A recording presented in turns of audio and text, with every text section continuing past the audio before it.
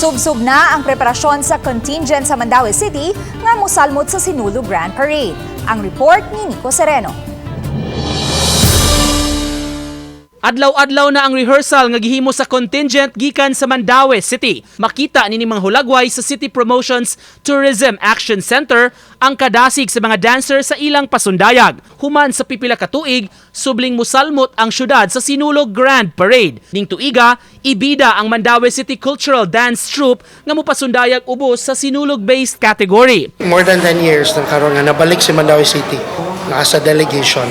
Paghulagway sa labaw sa Tourism Office, padayon pang gipanindot ang ilang pasundayag. Sa Grand Parade na sila musalmot og dili sa Sinulog sa kabataan karong weekend. In terms of preparation, I think we're getting there, no? Percentage-wise, more than 50%.